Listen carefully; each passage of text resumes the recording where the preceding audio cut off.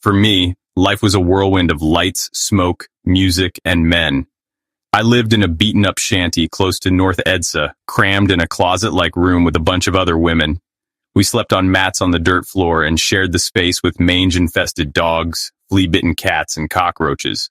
My wardrobe consisted mostly of skimpy skirts, tank tops, and the cheapest high heels you can buy in Quiapo. After a hard night at the bars of dancing and exposing myself, sometimes spending time in a back room with a heavily drunk man and my eyes like a dead fish staring at the ceiling, I earned enough cash to go to the thrift shop. The weather in Manila had become chilly at night, and I needed a sweater. I took a walk down a few streets that smelled of garbage and pee mixed with the smog from jeepneys, tricycles, and trucks that never ended. It wasn't long before I found a street lined with secondhand clothes, undoubtedly from American charities but somehow grabbed by greedy merchants looking to make extra pesos. The sweater was like a pearl in murky waters as it lay neatly on top of a bunch of tattered, motley clothes. Wondering how someone had not yet bought it, I quickly took it in my hands and studied the richness of the fabric. It was as soft as a rabbit's fur and just as warm. Across its front was a large pouch where you could put your hands into for warmth. And that's where I found the note on a crumpled piece of yellowed paper. It smelled like the section of a library where ancient books could be found. Dust and dank. On the paper were scrawled the words, "Where 67th Banawi Street, pay 1,000 pesos a night. Job, lie on the bed. From 11 p.m. to 3 a.m., keep your eyes shut, never open them. Past 3, your money will be on the dresser. Banawi Street." The note did not say which city, but I recalled the name of a street in Quezon that one of my roommates used to visit for a client. It was where the more upper-class people lived. I stuffed the note in my pocket and paid the merchant. Only 30 pesos, not bad. The sweater was wonderful on my skin and made me glow like a snowflake. I felt like one of those young starlets on our local Capamilia TV network. And in my pocket was the promise of an easy, high-paying job. Those came so rarely. I must admit that even if the job seemed sketchy, the promise of 1,000 pesos a night was tempting. I could get myself out of my situation. Maybe go to college, find a real job. After a lot of asking and searching, I found the house that night. 67th Banawi Street was in desolate condition, even if it was in an upper-class neighborhood. A single-story house surrounded by a short wire fence, yard unkempt, weeds stuck up like tousled hair. Boards molded loose, shingles chipped, paint faded, windows cloaked with dust. Still, it was 100 times better than the shanty I slept in. The light of the patio was on as I approached, and when I knocked, the door opened as if ajar. I called hello. No answer. The interior smelled aged and sour, like wet laundry left in the wash for days. I stepped inside, leaving the door slightly open so the light from the patio could illuminate my way. The floor felt as if it might give way beneath my weight. I felt the walls pressing in on me, heavy and damp. The place reminded me of a body they had found in the sewage canal close to where I lived. Bloated and bruised, deteriorated, I passed the dark living room. There was a TV, a battered couch, a coffee table with an ashtray and some empty cans. The room reeked of cat pee and dried feces. No one there. I attempted to turn on some light switches but found them useless. I turned away and headed down a hallway, noticing a pale light glowing beneath a closed door. I called again. Absolute silence. I clasped the handle and pushed, ignoring the greasy residue it left on my palm. I found a single bed covered in drab sheets, one dresser beside it with a digital clock. It illuminated the time strongly through the darkness. 10:50 p.m.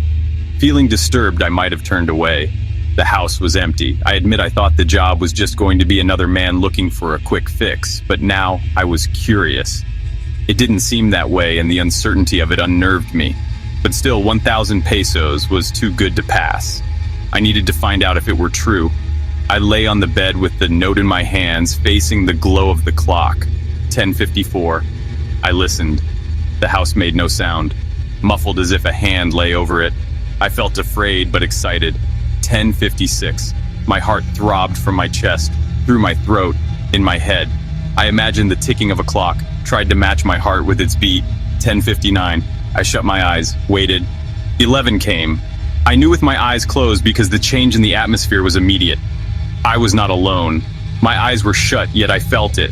So close to my face, the minute hairs on my forehead tingled. It breathed, tight, stressed, as if forced to breathe only from its nose. I felt the air warm the area just above my lips. I smelled it. A sour smell like pickled gums, and there was something else. Pungent, thick, sweet, the smell of blood.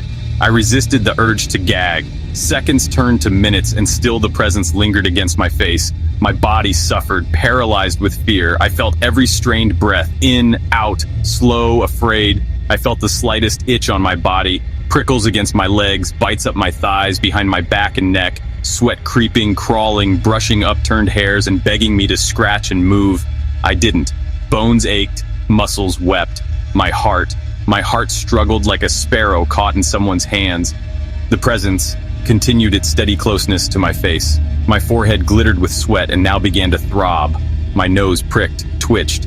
I wondered if it saw that. Even my eyelids sweated, my eyes behind them stiff, shot, scared, hiding behind lids like frightened children in a closet. The smell relented. My lungs resisted its entry, asking for me to turn my head away, escape from such a foul smell. Yet I could not. Every part of my body was frozen so long as the thing stared into my face. Never opened them. My hands still clutched the note. As long as I kept my eyes closed, I thought nothing could happen to me. I analyzed the letter in my mind, repeated those 3 words, never opened them.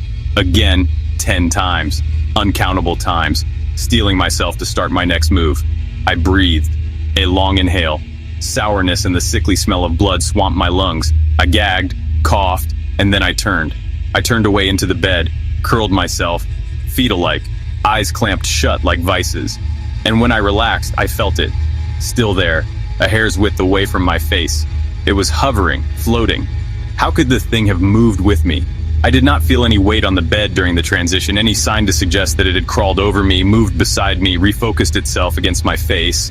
I allowed a few minutes to pass before I tried again. I moved slowly, deliberately, sensing it against my face. And it moved with mine, smoothly, soundlessly, until I was completely on my back.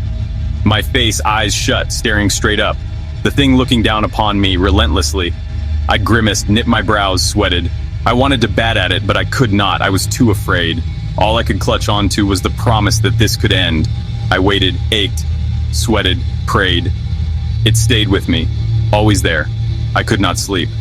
3 a.m. The digital clock alarmed, and just like that, I was released. The thing that had looked on at my face for 4 hours was gone. I did not immediately open my eyes. I waited until the sweat on my brows became cold and dry. I listened to my body unlock one by one, like a warden walking through a prison, releasing the prisoners cell by cell. I could breathe again. My heart pumped, bold and strong. I felt my fingers, the warmth on my skin. I yearned to stretch and let life sizzle through every part of me. I opened my eyes. 1,000 pesos lay on the dresser. 1,000 pesos for the horror I had endured. I took it and did not look back as I left. A week had passed since the night I spent there. Although my money was gone now, spent over things I can't even remember, the memories from that night had not. Not a moment went by where I wasn't thinking of the thing that had breathed so close to my face. Could I have been imagining it? Perhaps my fears had been so strong my mind had created something to justify it. But my senses could not have been tricking me. I smelled it, blood and sour rank. I felt it, warm breath on my face. Who had left the money? What was the presence I felt? And the question that caused me the most dread, what would have happened if I had opened my eyes? My return to the house was no longer just for money, but answers. The evening I returned, I noticed that nothing had changed. The only difference from the first time I had been there were the bed sheets, still crumpled from my use. The effervescent light from the clock was resolute, like a statue's stern gaze, almost punishing as I lay on the bed. Just a few seconds before 11 p.m., I shut my eyes. The thing appeared close my face exactly on the second. This time my fears were replaced by a studious curiosity. I noticed that right before it arrived, I did not sense anyone walk into the room. Its appearance was fluid, soundless, as if it had materialized from thin air. The thick smell of blood and sourness were consistent with the first time. I turned my head slowly left and right, and every movement was mirrored perfectly by it. Like studying yourself in a mirror, your reflection so close to your face you could fog it with the breath from your nostrils, the sweat building on my frightened palm and fingers. As my hands reached close, they stopped. protested, hesitated. My heart banged like wild mice in a cage. I grimaced, summoning all my courage, eyes sweating behind the lids, temples pounding. My hands moved again. The unseen presence continued its breathing, steady, undaunted, unmoving. My fingers touched something. I stopped. Every part of my body froze. I could not breathe. Blood rushed to my face as fear strangled my breath. The breathing from the thing changed. It grew raspy, excited. Its putrid breath hit my face more powerfully. I could not tell my fingers to move. They stayed where they were, paralyzed, touching it.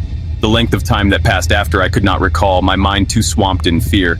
All I could remember was that at last, the lockdown of my mind had subsided enough for my fingers to try and comprehend what it was touching. Hair, sticky and cold. My heart banged. My fingers moved slightly. I felt the firmness of a scalp beneath the hair. The thing continued to breathe, as if enthused. Somehow I had managed to detach myself from the paralyzing terror of my body, and now I was moving my fingers like a puppeteer would to his marionette. They followed the curve of the scalp, lowered until I felt skin. The skin felt torn and jagged, and the sticky fluid was thicker there. My fingers passed the broken skin, and now I was palpating what felt like flesh. I lowered my hands. My heart thumped so hard I thought I might die of heart failure. I was too scared to continue the investigation. It felt like I had been touching a severed head. 3 a.m. Again, I waited until I was relaxed enough before opening my eyes. Like before, 1,000 pesos lay neatly on the dresser. My hands, still paralyzed from what they had felt earlier, were clean. I thought they might have been soaked in blood, but there was nothing. I ran from the house, terrified.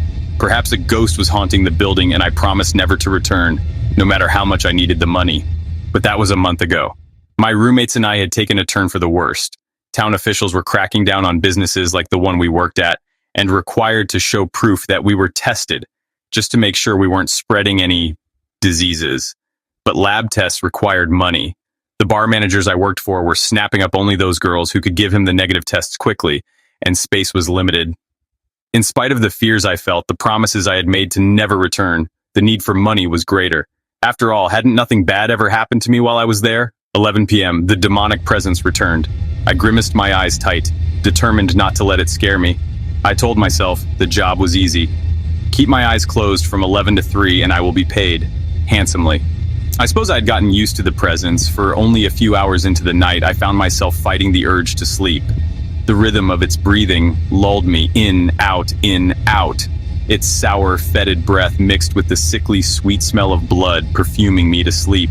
I tried hard to fight it. I failed, and soon sleep's heavy hand had successfully pressed down on my weary mind.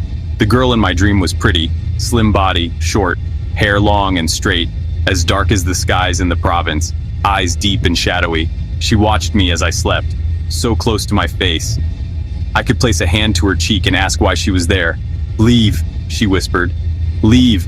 Her face grew distorted, and then she started making choking, gagging sounds. I sat up with horror and watched as her skin turned to a ghastly blue. Her eyes bulged and turned red. She was trying to scream, say something, but all I could hear were the hoarse, ragged breathing sounds that watched me as I was awake. By some miraculous reason, I had not opened my eyes, but the room was filled with the same choking, gasping noises I had heard in my dream. The floors shook as if there were some violent commotion happening in the room with me, and then silence. Only my beating heart banged in my ears. Still, I did not open my eyes. Not now. Not until I could hear the alarm so I can safely take the money and leave. But it did not end there. The next sound I heard sickened me more than anything I had ever experienced. A rhythmic, moist sound like someone carving flesh with a saw, and then dripping. A thump as something heavy hit the floor. I heard footsteps, heavy and slow, headed my way. Every inch of my body screamed to open your eyes, run!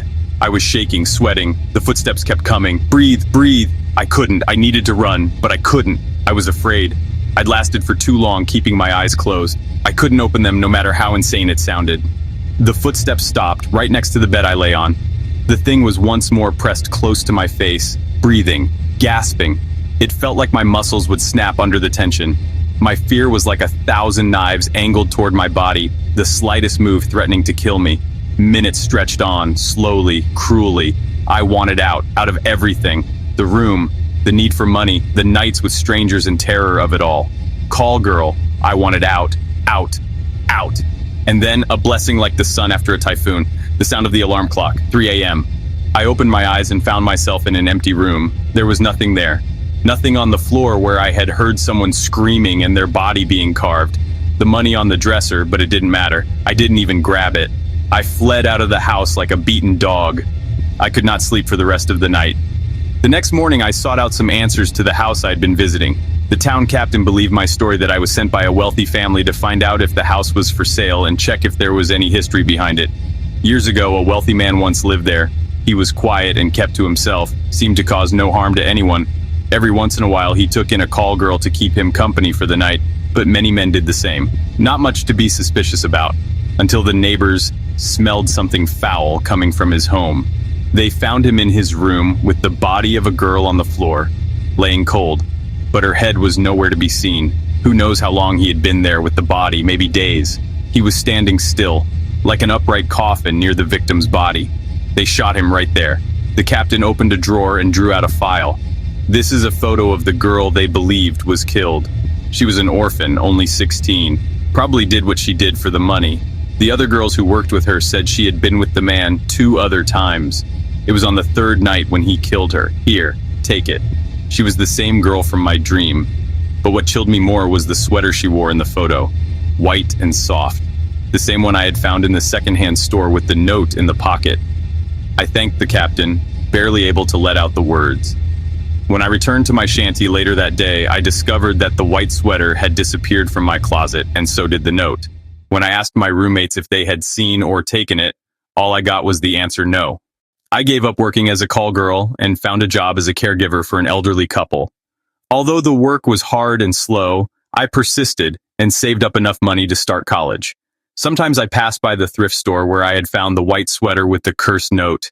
I remember the 3 nights I had spent with the dark presence and how insane I had been, returning even after so much fear, for money, for curiosity.